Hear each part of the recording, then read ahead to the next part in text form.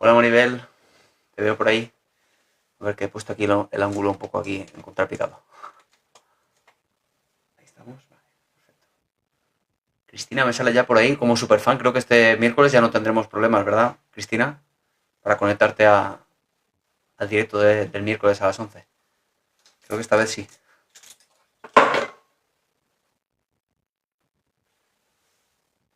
Bueno, bienvenidos. Empezamos la semana con más psicología.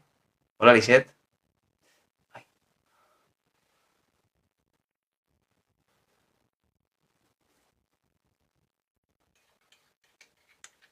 vale, se me ha olvidado echarle sacarina al café. Bueno, no pasa nada. No, sí tenía sacarina, pero no lo había movido. Vale, todo listo entonces.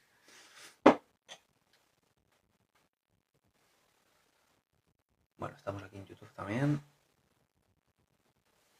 Este foco para allá.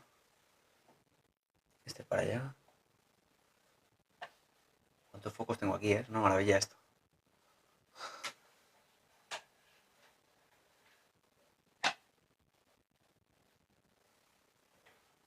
A ver el micro, que se vea por aquí. Ahí.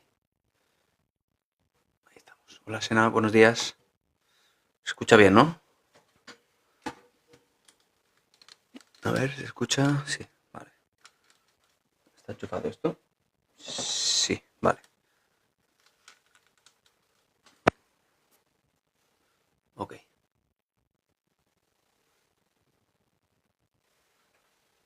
Bueno, falta poner aquí el chat.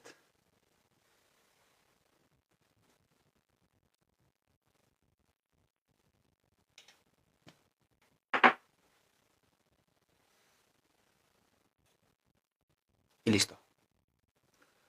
Buenos días, la garganta ya completamente recuperada, creo. A no ser que el trabajo intenso de esta semana me la vuelva a romper otra vez.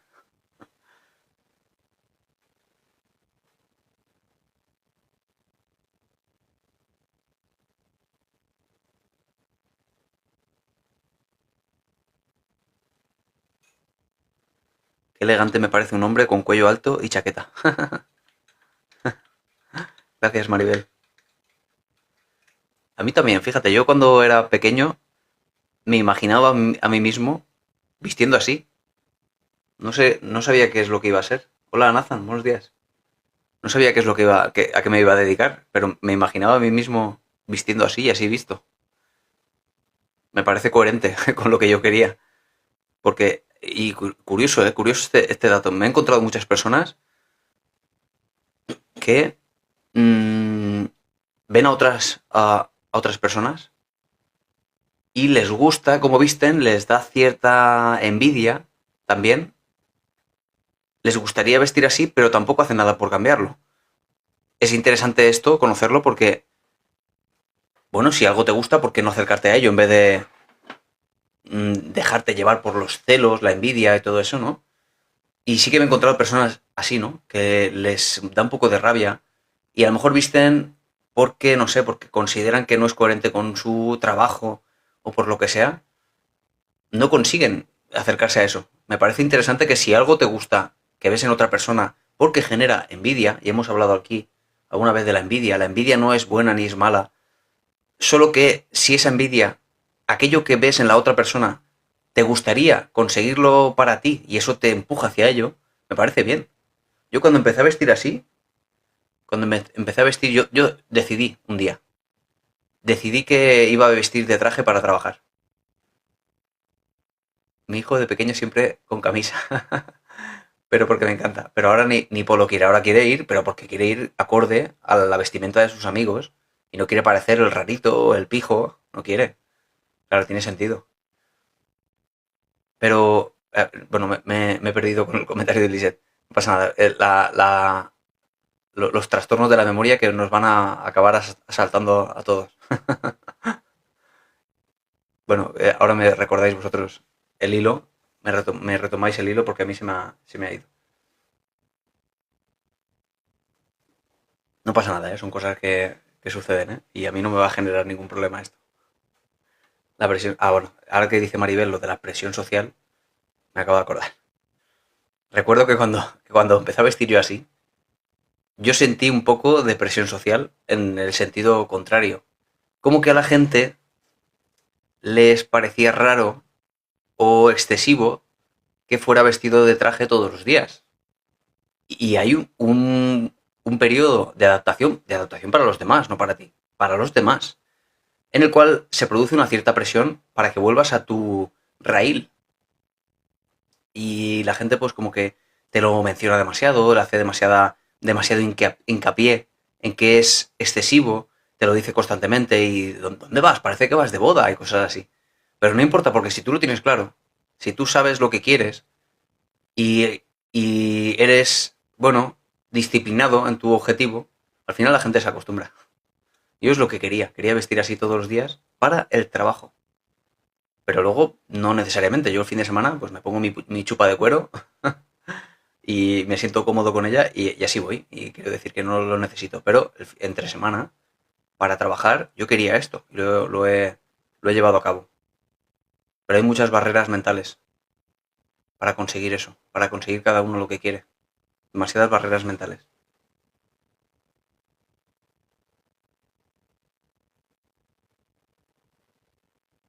Cada uno se siente cómodo en su estilo. Sí, Mar. No, y a veces incluso te quieres cambiar de estilo y eso no. Sucede que hay un periodo de presión social porque a la gente a lo mejor no le gusta, le parece, bueno, pues eso, ¿no? Si te quieres arreglar en un contexto donde la gente no se suele arreglar, va a haber una presión. No porque te quieran hacer daño, porque, bueno, despiertas ciertas emociones en determinadas personas.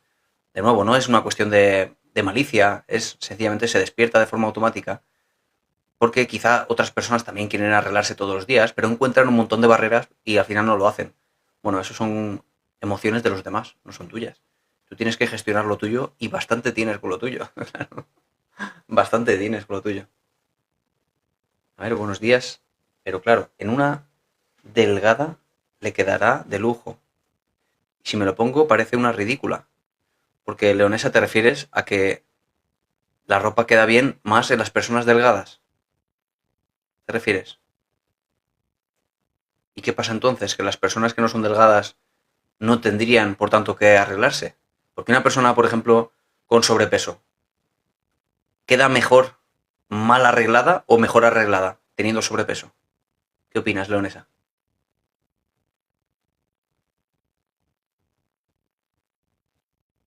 Sí, Fénix, la publicidad vende ser único, pero la presión social no ayuda. Sí, totalmente. Sí, sí, sí. Yo lo he experimentado con eso. Yo pienso ser, pienso ser la bolita más rebelde de la residencia de ancianos. Sí, pero no me queda igual. Fíjate, leonesa, porque aquí te estás comparando con personas delgadas. Pero tú compárate contigo misma, bien arreglada y mal arreglada. ¿Cómo te ves mejor? Aquí es un problema de comparaciones. Si te comparas con una modelo de las que salen en las pasarelas, que están incluso por debajo del umbral de la delgadez a veces, probablemente consideres que te queda mal. Pero ¿y si te comparas contigo mismo en batín, sin arreglarte nada, sin peinarte? ¿Tú cómo te ves mejor? ¿Arreglada o sin arreglar? Te tienes que comparar en todo caso contigo misma. Porque eso te va a empujar hacia arreglarte en vez de lo otro, en vez de compararte con las personas delgadas que te va a empujar hacia lo contrario, hacia la justificación de no arreglarte dado que tú no estás delgada. ¿Qué problema con las creencias? Siempre aparecen, ¿ves? ¿Veis cómo siempre aparecen? ¿Lo veis, no? ¿Veis el problema de las creencias que están detrás de todo? Yo creo que las personas que no son delgadas no deben arreglarse porque no les queda bien la ropa. Bueno, es una creencia. Ni siquiera es un hecho, ni siquiera nos lo dice nadie exactamente de forma explícita, es una creencia que uno desarrolla. Y dada la creencia, siempre viene a consecuencia una conducta. Y es, como dice Cristina, por mi exigencia, por mi inseguridad. Y tiene toda la razón Lisette en que de un tiempo a esta parte también se está trabajando incluso a nivel de publicidad y marketing otro tipo de moda y modelos que son las curvis, que bueno, hay un cierto empuje hacia la inclusión, hacia que no sea solo la mujer excesivamente delgada a veces, la modelo que tenemos que ver siempre con ese tipo de ropa. Y me parece muy bien. Claro, así es, Fénix, eso no es cierto, toda persona arreglada gana. Claro, por eso, pero si uno se compara con una persona delgada y considera la delgadez un valor en la vida, y tú resulta que no lo eres, pues tienes un problema. Pero si te comparas contigo misma sin arreglar, claro que ganas, y muchísimo.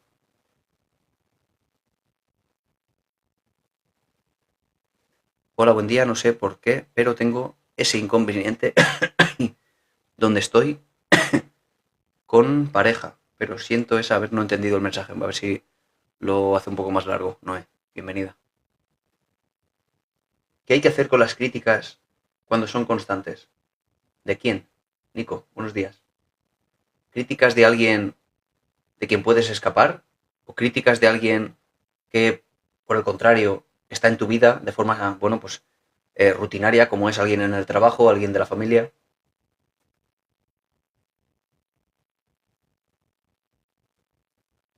Porque, por ejemplo, bueno, aquí hemos hablado muchas veces de esto, de las críticas. He mostrado en directo cómo trabajar con las críticas. Tengo algún vídeo de esto publicado. Cuando es, no sé, pues un chat, por ejemplo, de Facebook, de TikTok, y alguien te ataca y te hace una crítica, bueno, uno siempre puede bloquear a la persona y se acabó el problema.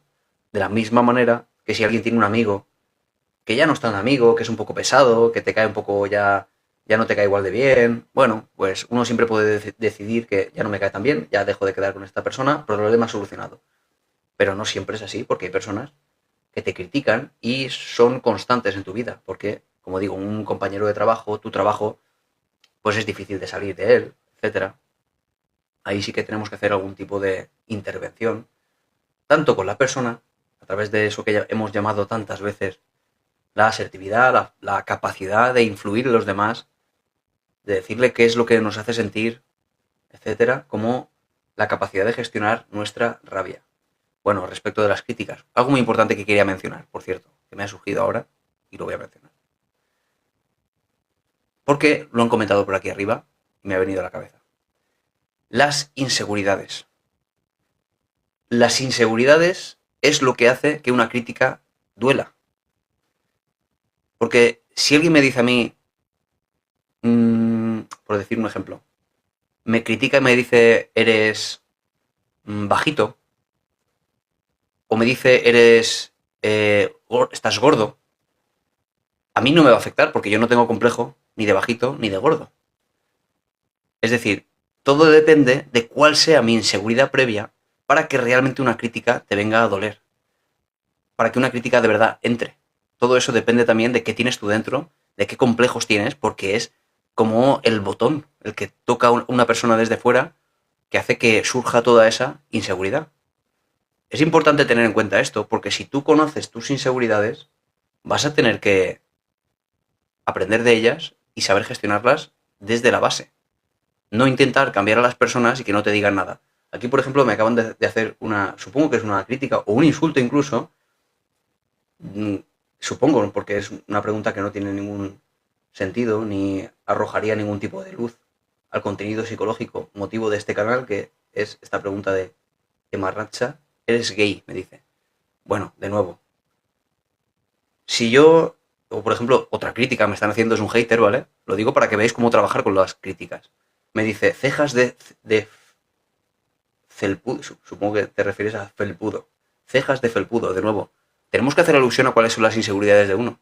Porque yo no tengo inseguridades con mis cejas, por ejemplo.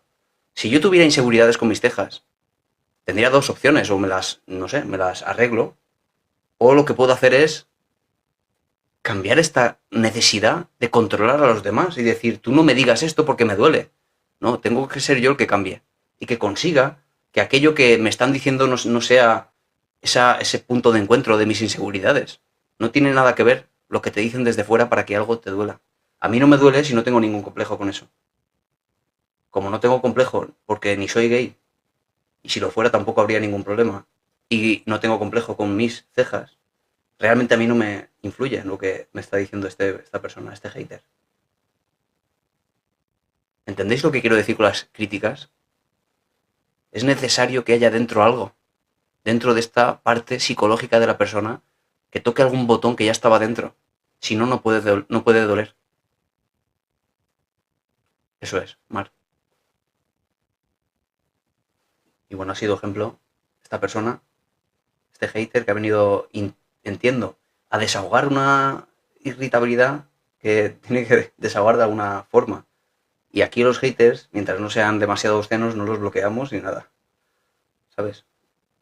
Puedes preguntar lo que quieras mientras sea, evidentemente, con cierto respeto. Si hay insultos directos, por ejemplo, sí que hemos decidido que vamos a bloquear.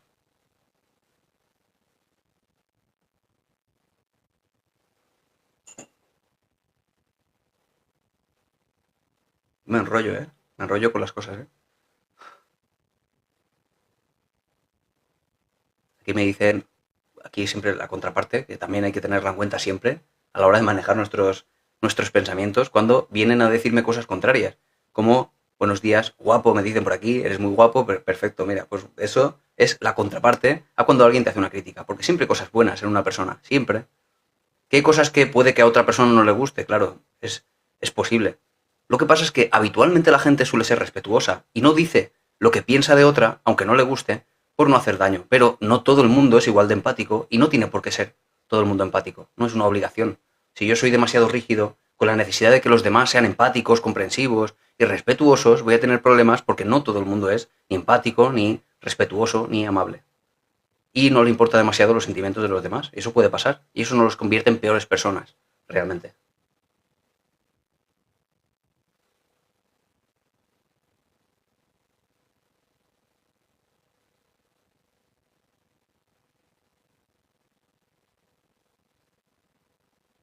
¿Hay algún trastorno relacionado a la sensibilidad al rechazo? Sí, habría el trastorno de la personalidad evitativa, si no me equivoco, correspondería a esta descripción, si no me equivoco.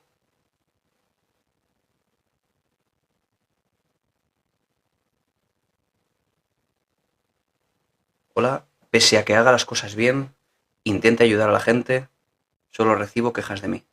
¿A qué te refieres, Reverón?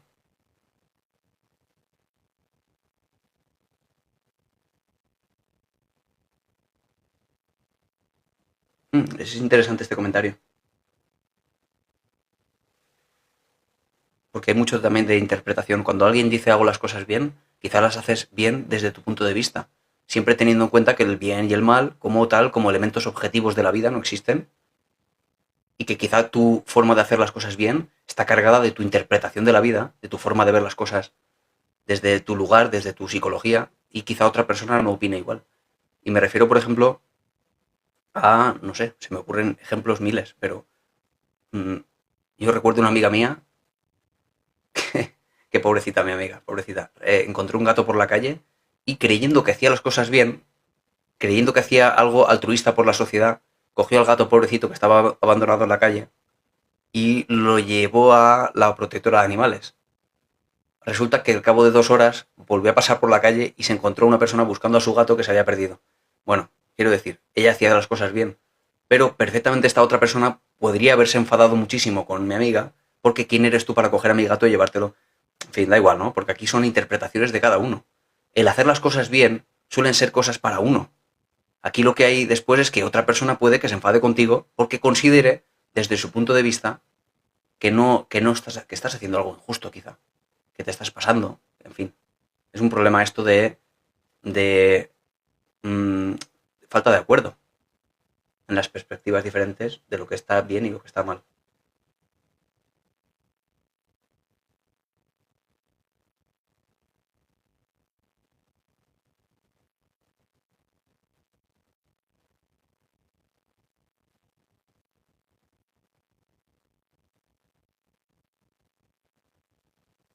Trabajo en un hospital, voy leyendo cositas, ¿eh? Tengo un montón de mensajes, ¿eh?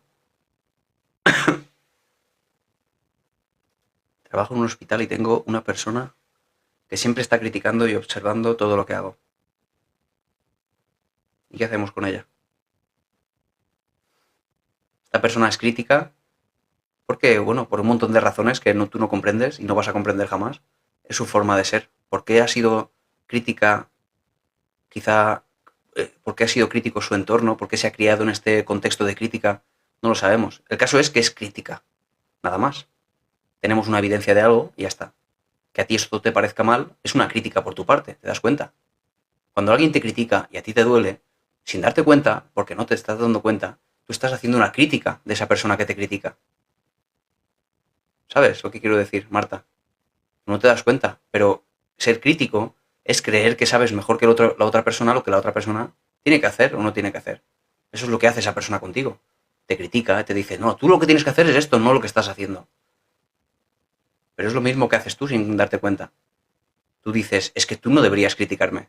¿Y por qué no, si esa persona es así?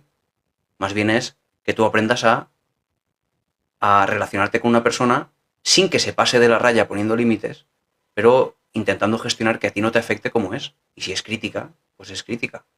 Se ha criado quizá en un entorno muy crítico y la gente no elige ser como es. Nadie elige ser como es. ¿Tú crees que esta persona ha elegido ser crítica? ¿O tú has elegido ser crítica de nuevo?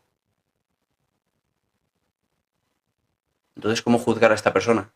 Que tú no deberías ser tan crítica. No se puede hacer eso porque siempre nos falta información. Vete a saber en qué contexto ha sido esta niña educada, que de niña me refiero, qué experiencias de vida le han llevado a ser, no sé, a mirar las cosas de esa manera. El caso es que tú tienes que ser capaz de entenderla en vez de criticarla. Si lo que tú buscas es gestionar tus emociones. Y eso no quita, como siempre digo, que pongamos límites a los demás a través de la asertividad. Pero si se pasa de la raya, aprendas a poner medidas. Eso desde luego. Y esos límites los tienes que poner tú. Pero que te critique no es algo que puedas cambiar. Más bien, puedes cambiar que no te afecte eso.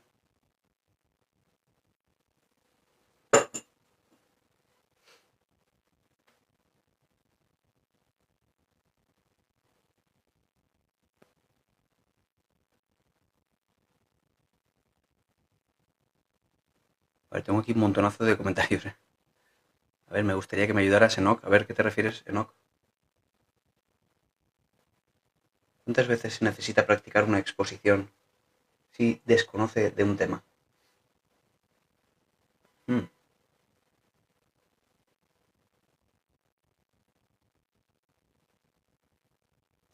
¿Cuántas veces se necesita practicar una exposición si se desconoce un tema? Para hacer una exposición en público, ¿te refieres, Nathan?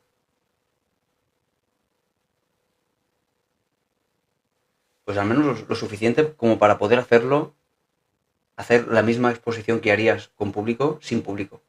Te recomiendo que te grabes con el móvil haciendo la exposición, pero con la corporalidad acompañando, que te muevas por la habitación como si estuvieras viendo a la gente, que te grabes y que puedas hacerla sin equivocarte quizá, o no sin equivocarte, al menos con las posibles escapatorias, digamos, preparadas, algo así. Al menos eso, que te pueda salir con naturalidad, que tengas más o menos programado lo que vas a decir, pero eso con cierta capacidad de flexibilidad por si algo, no sé, no te acuerdas. ¿Es exposición con texto, con PowerPoint o con un papel delante o sin nada?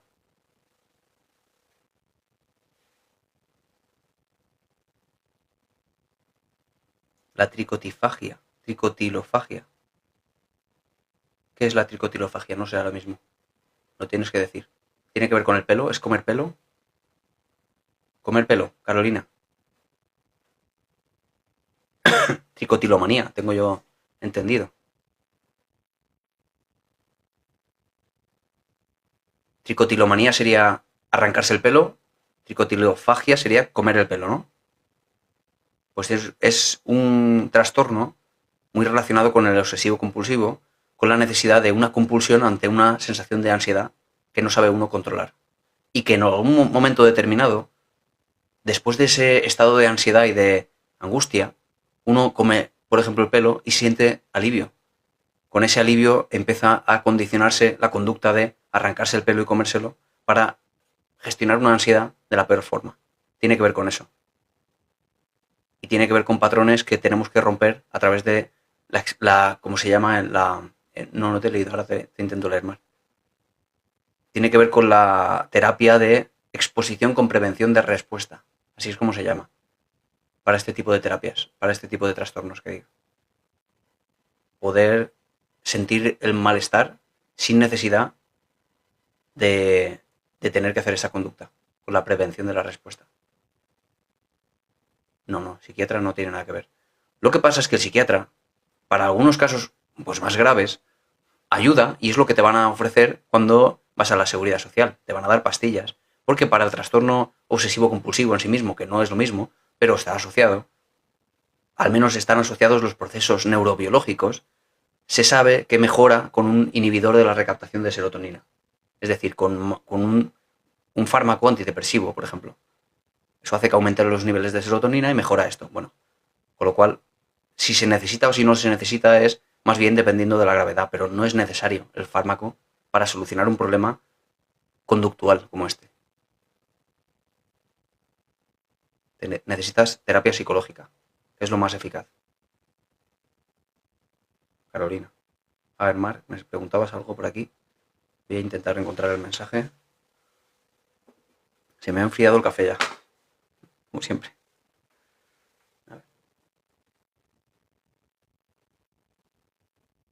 A ver el mensaje, que no lo encuentro. Mi hermana me machaca sobre mi duelo y mi depresión. Me dice que yo quiero estar así. Ay, muy común por aquí esto, ¿eh?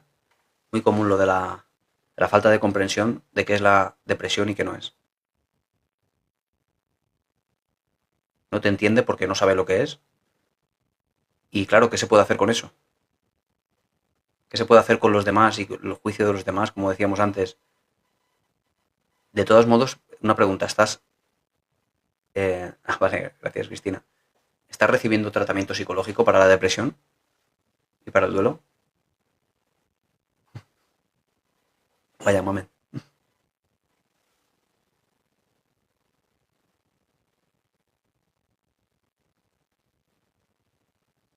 ¿Qué pasa, Emma Racha? Te estás convirtiendo en un hater haciendo spam.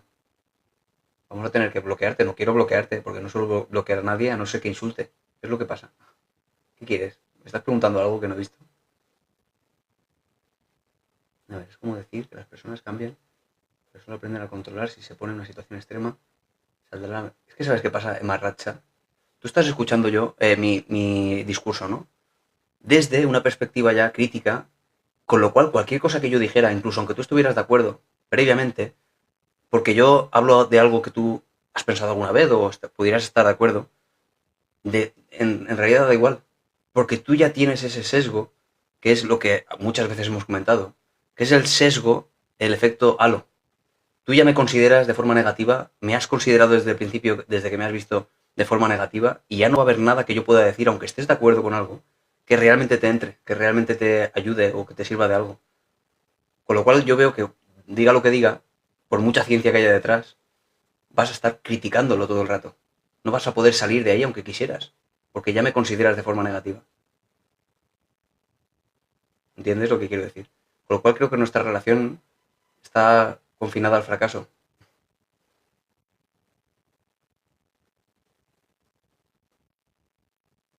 No, pero me dice Raquel que no pierda el tiempo con esa gente, pero me parece interesante al final todo este proceso. Porque pasa mucho en las redes sociales que vienen haters y dicen cosas muy complicadas de gestionar. Y yo he visto mucho dolor con esto. Gente que se siente muy mal porque vienen los haters a hacer daño. O al menos a desahogar un malestar que no saben cómo desahogar de la mejor forma. Y he visto mucho sufrimiento con esto. A mí lo que me gustaría, y es lo que siempre intento cuando aparece un hater, es enseñar cómo es la forma más eficaz de gestionar todo esto a nivel interno. En vez de estar echando la culpa de nuestro malestar a los haters, que no es así. No es cierto. El malestar nuestro es nuestro. Y tiene que ver con nuestras inseguridades, como decía antes. No con el que está fuera, a veces diciendo cosas que hieren o que consideramos que hieren, o insultos incluso, más allá de palabras suaves. No es tan sencillo.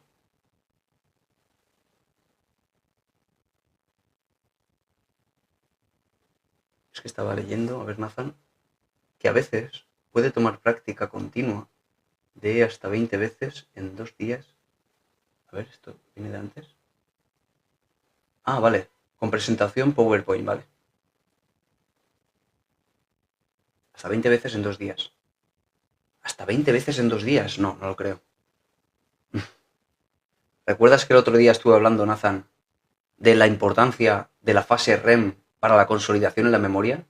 Mucho más eficaz va a ser, basándonos en la neurociencia, que durante 20 días, en vez de 2 días 20 veces, que solo una vez al día durante 20 días lo estuvieras haciendo, porque cada vez que lo hagas y luego te acuestes a dormir y se produzca esa fase natural en el sueño REM de reconsolidación de aquello que has aprendido durante el día y al día siguiente otra vez, así durante 20 días, sería mucho más eficaz que en solo 2 días hacerlo 20 veces. En realidad sería mucho más acertado.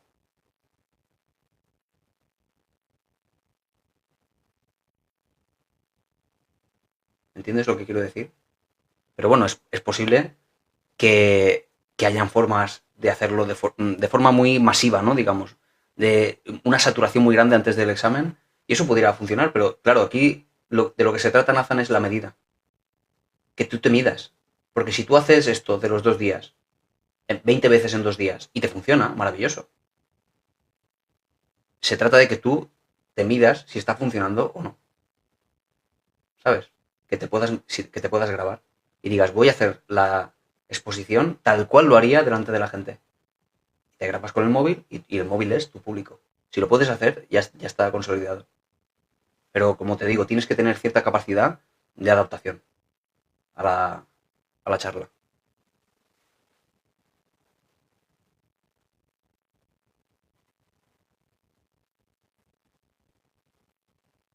A ver, que tengo aquí un montonazo de mensajes. Un montonazo de mensajes. A ver, ¿dónde me centro? Son cada uno de una cosa.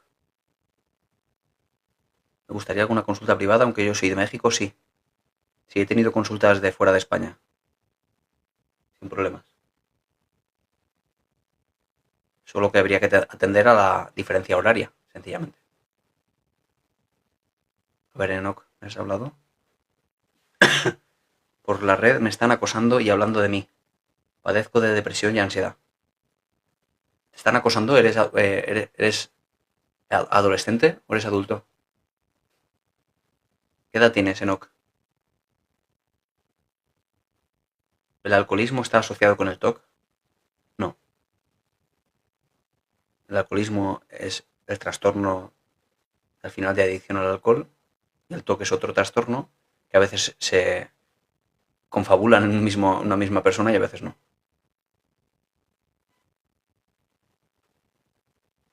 Soy adulto, pero este me está superando.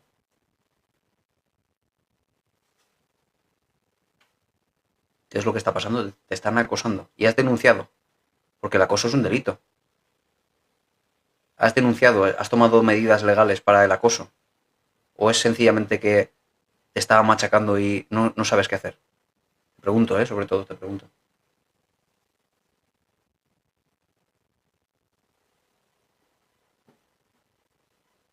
Por miedo.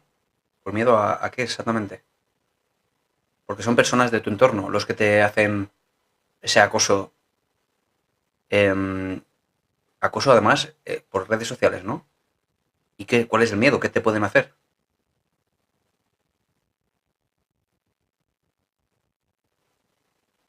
No sé qué hacer porque hablan de...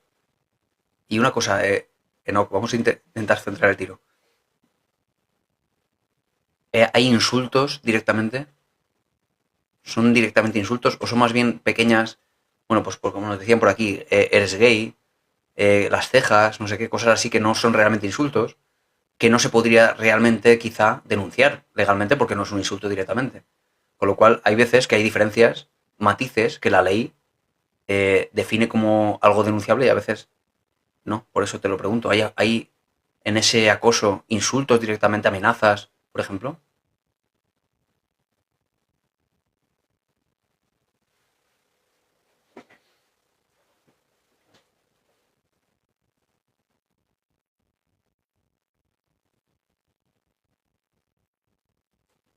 Me ayudaron porque estaba en una situación mal por mi enfermedad.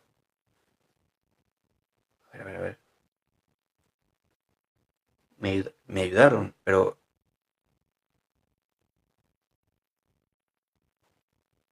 ¿cuál es el acoso? Me refiero a Enoch.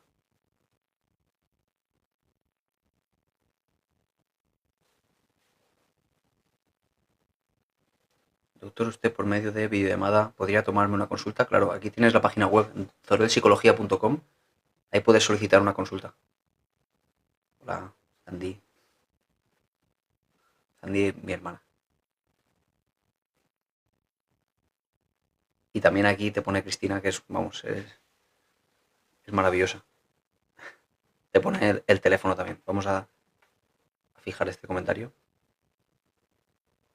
¿Dónde se pone esto? Espérate. Ese. Lisette también lo pone rápidamente. Espérate a ver si puedo fijar el comentario.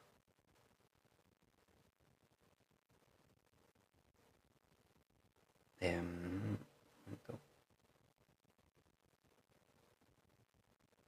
Yo no me acuerdo cómo se hacía. ¿Cómo se hacía esto? No puedo.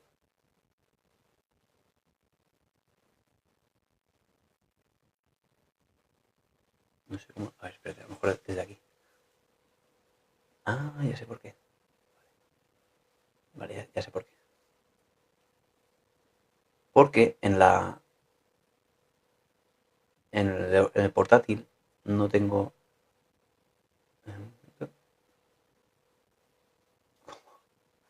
No puedo.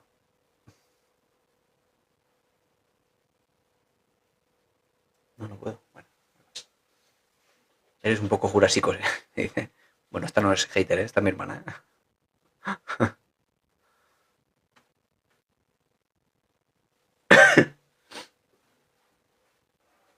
A ver, anclar sí, pero no lo encuentro. El anclar.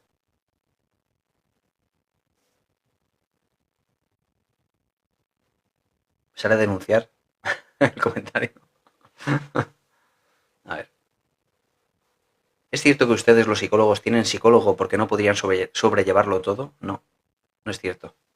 Yo no he ido al psicólogo nunca porque de momento no me ha hecho falta, pero si me hiciera falta algún día, pues tendría que ir, porque me satura las situaciones.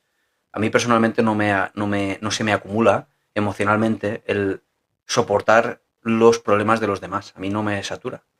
De hecho, yo todo lo contrario. Yo cuando asumo una consulta en la que hay mucho malestar por parte del paciente y lo muestra, lo vuelca sobre la consulta, y yo le ayudo a través de, pues por un lado mi comprensión, por un lado la conformación de una especie de posible solución, una vía de escape a todo eso que está pasando y por tanto al final también un posible plan de acción para solucionar sus problemas, por mucho malestar que me haya producido quizá la situación tan, a veces, tan grave, ¿no? Y tan intensa a nivel emocional. A veces son abusos, a veces son maltratos, es difícil a veces, porque son cosas muy graves. Pero a mí no me causa realmente malestar emocional. Yo todo lo contrario, salgo de la consulta diciendo, he podido ayudar a esta persona. No me siento ni mal, ni saturado, ni... Por lo tanto, yo no voy acumulando una cosa muy negativa dentro que tenga luego que liberar. Hay personas que sí. Eso es la empatía afectiva. La empatía afectiva es sentir aquello que siente la otra persona. Pero un psicólogo no necesariamente tiene que sentir eso, porque realmente va a encontrar una barrera a la hora de intentar ayudarle a la persona. Realmente no es que sea beneficioso. Lo que necesita un paciente es que el psicólogo tenga empatía cognitiva, sobre todo, que entienda perfectamente por qué está pasando lo que está pasando, qué es lo que está pasando a la persona y cuáles son los condicionantes y quizá los factores que están influyendo en ese problema que desde luego va más allá de la comprensión del propio paciente, ¿no? Eso es lo que necesita un paciente, no que el psicólogo se ponga a llorar con el paciente. Con lo cual, esa posibilidad de separar al nivel emocional lo que está pasando en la consulta realmente es lo que puede hacer que, por un lado, el psicólogo ayude y por otro lado no se vaya saturando y que tenga en algún momento que dejarlo. Incluso yo tengo compañeros que se han tenido que dejar el trabajo. Algo, como comprenderéis, muy grave después de 4 años de carrera y eso con suerte, 4 años. El que se lo saca en 4 años habrá tenido desde luego un trabajo demasiado intenso. Pero hay gente que se lo saca en 8, luego másters, luego estudios de posgrado. Muy complicado todo como para que luego, por una cuestión de falta de con autocontrol quizá tengan que dejar el trabajo. Y ha pasado, ha pasado. Desde luego que ha pasado.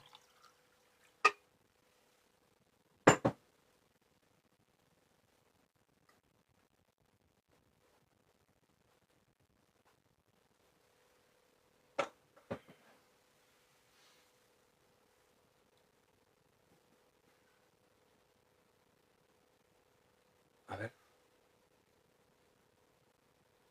yo a base de conocer a mis compañeros ya estoy por encima de ellos. Pues maravilloso. Gracias, Keka.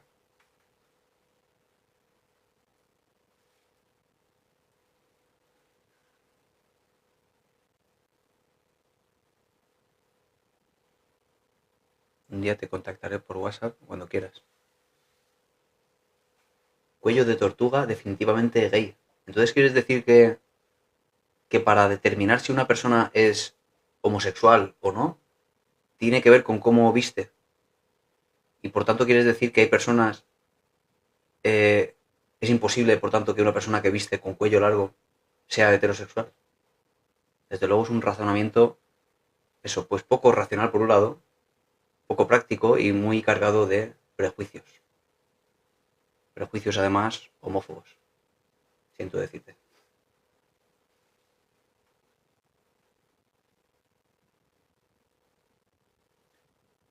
Te veo y me alivias mi situación. Gracias, más.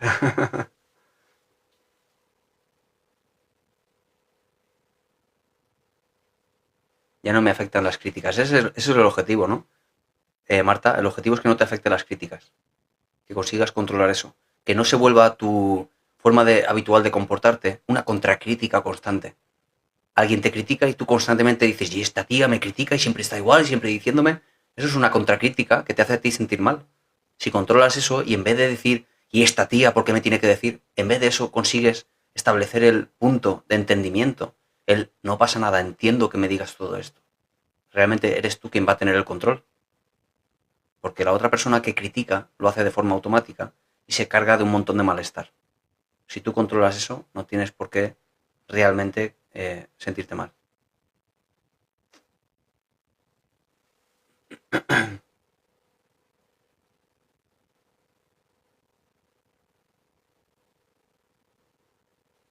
En algún momento una psicóloga lloró y me abrazó. Me sentí muy extraña. No volví. ¿Eso es válido? Claro, es que controlarlo todo en una terapia, claro, es a veces poco... es un poco imposible. Claro. Por eso digo que esta persona, esta psicóloga, no pudo controlar, empatizar contigo a nivel emocional. Sencillamente es que se sintió muy triste. Conectó contigo a nivel emocional. ¿Eso es malo o es bueno? Pues en muchas ocasiones es malo, porque esta psicóloga, al sentirse tan mal, lo que yo no lo sé, no sé, pero lo que yo entiendo es que luego eso se lo va a llevar a la espalda. Ese malestar, esa tristeza. Va a ser capaz de luego hacer un reset de forma eficaz para volver al siguiente paciente desde cero a nivel emocional y poner esa especie de barrera para que con el nuevo paciente todo sea desde la base. Claro, tienes que poder después de desprenderte de tanto malestar para el próximo paciente, que no tiene nada que ver contigo y con tu malestar, ¿no? Yo entiendo que es una barrera. La empatía afectiva es una barrera. No necesitas que tu psicólogo llore contigo. Necesitas que te entienda y que te ayude. No necesariamente que llore contigo. Que llore contigo quizá te venga muy bien tus amigos, tu familia, tu madre, tu padre, tus hijos. Te vendría muy bien porque si te sientes comprendido. Sientes que despiertas emociones por empatía en aquellos seres queridos y me parece interesante. Pero no es necesario. Si se produce y realmente esto funciona para algo, bueno, no me parece mal en momentos puntuales. Aquí no se trata de que esté mal ni que esté bien. Pero ¿qué significa esto para la psicóloga?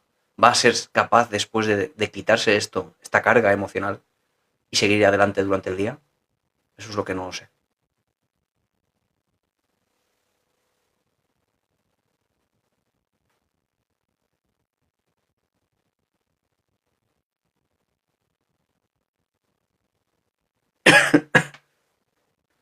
Aprobé unas oposiciones y eso me subió la autoestima. Qué bueno.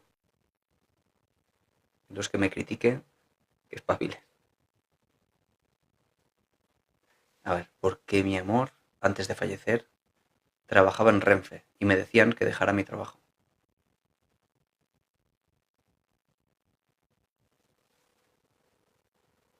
Es que tengo un montón de mensajes aquí, cada uno un tema diferente. Voy a intentar, como siempre, contestar a todo lo que pueda. ¿Aún me queda café, en serio?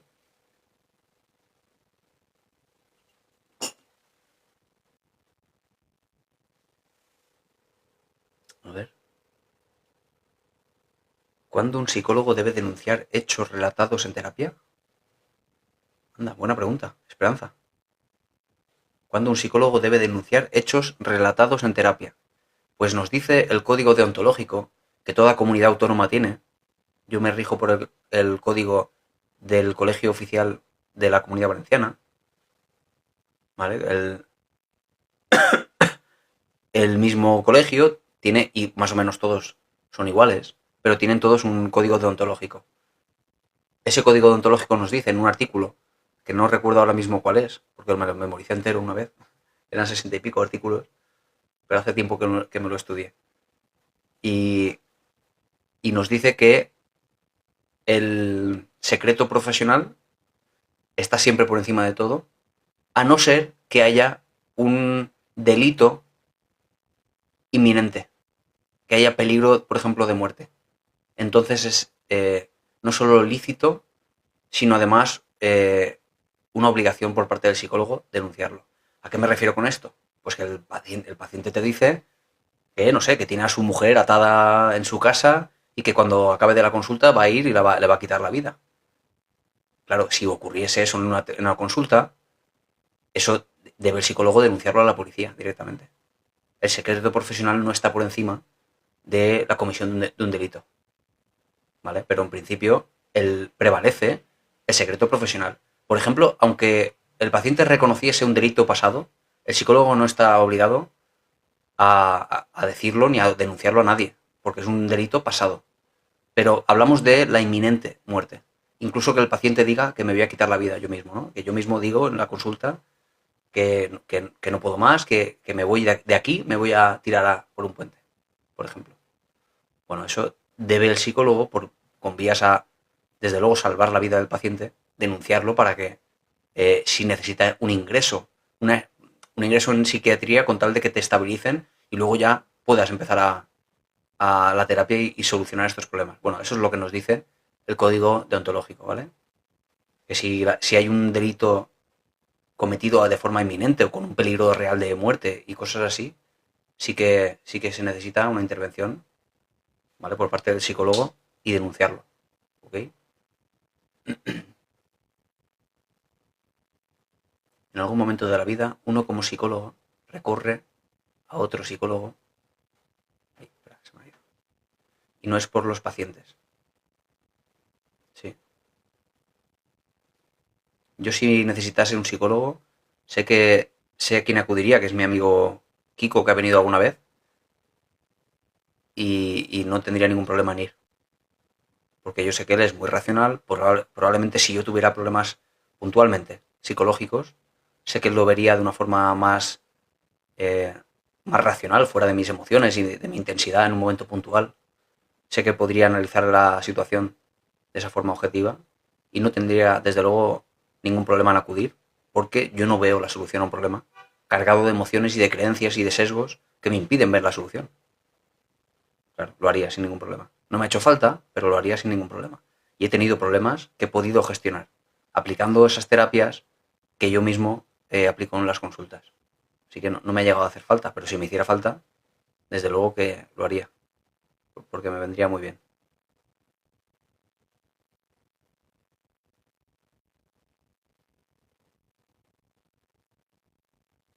A ver, el síndrome de Halo no es cuando paciente y doctor se enamoran y hay que abandonar la terapia. ¿El síndrome Halo?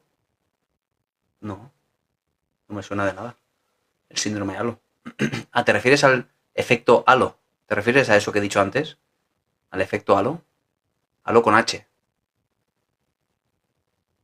¿Te referías a eso, Clara? ¿Al sesgo cognitivo? Bueno, si te referías al sesgo cognitivo del efecto halo, es que tú percibes algo de una persona en un primer instante, tienes una imagen de esa persona, llegas a establecer creencias de aquel primer impacto. Si te parece, no sé, te parece atractiva la persona, te cae bien, ¿no? Por esa primera impresión, te gusta, porque sonríe y te parece agradable, vas a empezar a establecer creencias, no necesariamente verdaderas, es un sesgo, pueden ser perfectamente erróneas, de que esa persona que te ha caído bien, que es agradable, que huele bien, que viste bien quizá, que tiene cosas, tiene facultades psicológicas también positivas gracias a esa primera impresión. Que cuidará mucho a su abuela, que será súper cariñoso con sus hijos, que será no sé qué, que será buen compañero, que sin que realmente tengas datos para eso, solo por la primera impresión. Y lo mismo ocurre en sentido contrario. Si te cae muy mal la persona por una primera impresión, porque, no sé, por lo mismo, porque huele mal, porque no sonríe nada y está serio, está irritable, está enfadado, te dice una mala palabra, te cae mal, bueno, esa primera impresión impacta de cierta manera y empiezas a desarrollar creencias sobre facultades psicológicas de esa persona, que seguro que está así también con los demás, seguro que es mal trabajador, que es un irresponsable, seguro que no sé qué y seguro que no sé cuánto. Todo eso no es verdad, o al menos no tienes datos para certificar eso. A lo mejor solo lo has pillado en un momento puntual. Ese es el efecto halo. Nos hace creer cosas de la persona por una primera impresión que nos impacta. Y no necesariamente no nos dice nada esa primera impresión porque nos faltan datos para juzgar si realmente todo eso ese añadido de más lo tiene o no lo tiene. Ese es el efecto halo. Pero cuando un paciente y un doctor se enamoran, no sé si eso tiene nombre. Puede ser que sí, pero no es el efecto halo.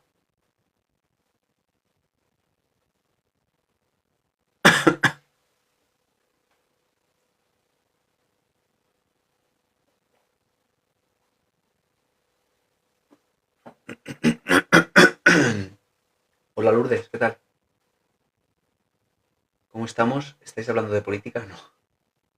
No hablamos de política por aquí habitualmente, a no ser que salga algo relacionado con la psicología siempre, por algún comentario, alguna opinión quizá, y cómo esa opinión, esas creencias que establece la persona de la política, le está afectando a su vida. Quizá por esa vía alguna vez hemos hablado de política, pero no, en general no hablamos de política. Nada, gracias a ti, Clara. A ver, ¿qué más me he perdido por aquí? En un hospital es imposible denunciar a la cúpula por malos tratos. Se tapan entre ellos. Sí, ¿verdad? Hay ahí, hay ahí siempre algo que hace complicado las denuncias, pero no quita, desde luego, Marta, que una denuncia es una denuncia, al final.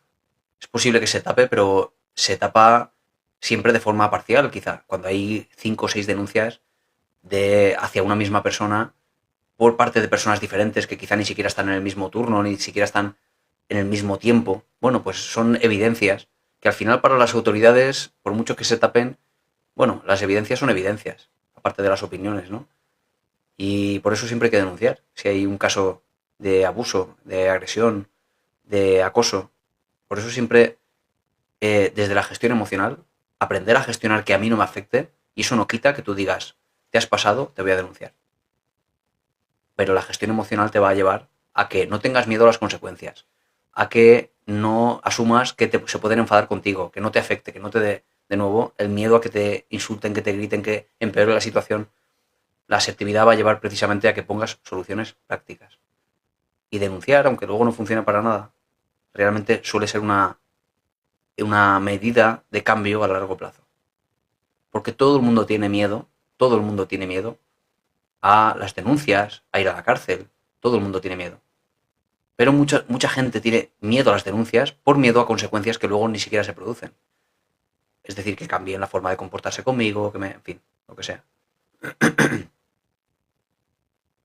Pero sí, complejo siempre es, no solo en los hospitales, sino en cualquier contexto, claro, en cualquier contexto. Entiendo que al final es una cuestión de lucha a largo plazo y de disciplina. La disciplina gana a una cúpula manipuladora o incluso eso, ¿no? Que se tapen entre ellos. Si tú eres disciplinado y dices, Da igual, yo voy a insistir en mi denuncia. Y si vuelven a hacerlo, otra vez voy a denunciar. Bueno, al final eso gana por disciplina y por control emocional, desde luego. Pero fácil no es, tienes toda la razón.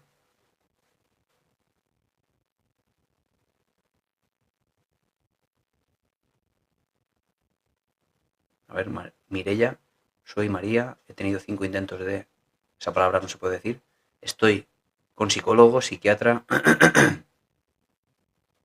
y me iba a ingresar. Y sí, a ver, ¿cómo acaba este comentario? Estando ingresada y la psiquiatra entra con 12 estudiantes. Anda, es verdad, tienes razón, Cristina, eso ocurre. Sobre todo en los hospitales universitarios.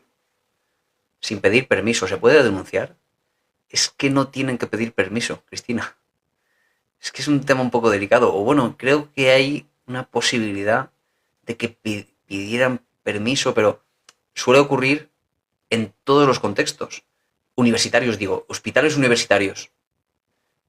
Yo donde vivo, por ejemplo, en la provincia de Alicante, el hospital de Elda es un hospital, bueno, grande, considerablemente grande, donde acuden muchas poblaciones de alrededor y es un hospital universitario. Es decir, al ser universitario público, realmente los universitarios se forman también allí, haciendo sus PIR y sus MIR y sus... Y no necesariamente tienen que pedir permiso. A ver, yo cuando hice las prácticas allí, en psiquiatría también, yo sé a ciencia cierta que nadie pidió permiso a nadie. A no ser, a no ser que expresamente el paciente diga que no quiere algo. Entonces creo que es cuando se altera la situación, pero no de forma natural. Quiero decir que en principio pueden hacerlo a no ser que haya una queja, claro, por escrito, efectivamente. Pero no estoy seguro, ¿eh? Estoy hablando por lo que creo. Además, yo recuerdo que mi mujer cuando estaba para parir, estaba antes de parir, yo recuerdo que entraron unas mujeres con la doctora que estaban estudiando enfermería y, si no me equivoco, haciendo el EIR de matrón. Y no, nadie le pidió permiso, nadie le preguntó si quería, si no quería. De hecho, estaba ya bastante alterada y sencillamente fueron a enseñar a sus alumnos. Y ya está, sencillamente. Pero, claro, no sé cómo está el tema, si se puede realmente denunciar o si se puede... Sí, yo creo que denunciar no, pero sí se podría, creo, negarse. Si no te niegas, en principio me parece que, por lo que veo, ¿no? Por lo que he visto por ahí, que no nadie te puede reclamar nada. Y como digo, yo estuve en la planta de psiquiatría haciendo prácticas y nadie pidió permiso a nadie. No sé.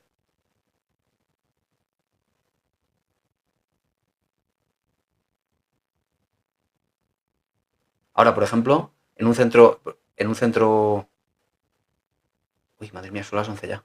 Claro, en un centro público, yo recuerdo que buscando lugares para hacer las prácticas, recuerdo que hablé con una persona, un psicólogo muy famoso de la zona, que tenía muchos pacientes, tenía una clínica privada, y él me dijo, que le pregunté si podía hacer las prácticas con él, y me dijo que tenía problemas para hacer prácticas con él porque tendría que ir uno a uno a cada paciente preguntando si quería o no quería o le parecía bien que yo estuviera con él haciendo prácticas.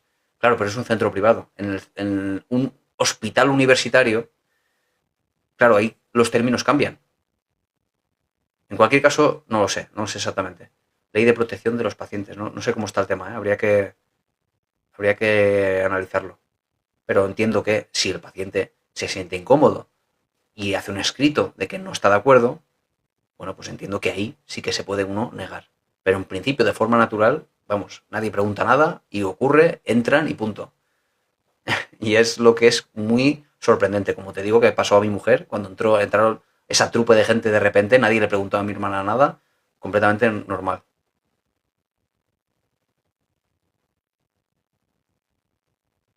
Es en la clínica universitaria de Pamplona, que es privada.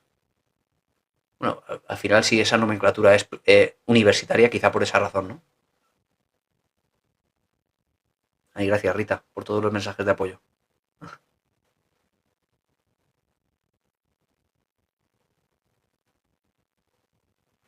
Bueno, chicos y chicas, voy a marcharme ya. Se quedan un montón de comentarios sin contestar, como siempre.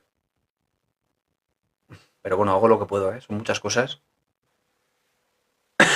no se puede responder todo. Como siempre digo, no es el objetivo. El objetivo no es contestar todos los comentarios como si fuera esto una consulta y ayudar a la gente con todos sus problemas. No es ese el objetivo. Esto no es terapia psicológica para nadie. Esto es divulgación científica de psicología, ¿vale? Siempre lo digo. Porque a veces la gente pues se ofende, a mí no me has contestado, tengo un problema muy grave y no me contestas. Digo, no es el objetivo. Si necesitáis una consulta privada para un tratamiento psicológico, bueno, pues eso ya es otra cosa. Y aquí tenéis mi teléfono, mi página web, etcétera, y estaré encantado. Yo siempre intento contestar todo lo que puedo, ¿vale? Pero eso, es mucha gente. Gracias, Nathan. Hasta mañana. Mañana ya sabéis, ¿eh? A las 11 menos cuarto, ¿eh? Mañana voy a la radio, ¿vale? Gracias, Esperanza. Y Mar. Y Marta. Y Mamen. Y Loli. Muchas gracias a todos. Ya hemos pasado el lunes, ¿eh? He pasado volando, ¿eh? Volando, volando. Mañana, acordaos, 11 menos cuarto. Mañana iré a la radio. Aún no sé de qué voy a hablar. Tengo que mandarle el tema al periodista.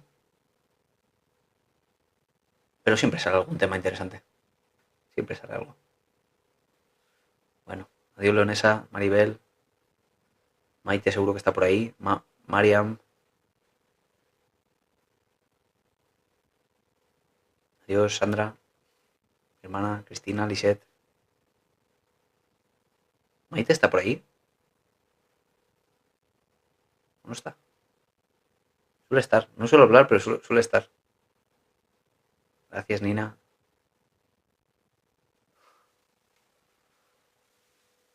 Evelyn, que la ha visto por ahí ahora. Gracias a todos por poner el teléfono, dice mi hermana. Adiós, adiós. Me despido, adiós, adiós. A ver, me despido aquí en YouTube primero. Y por aquí. Vamos a cortar. Adiós, Evelyn. Placer tenerte por aquí.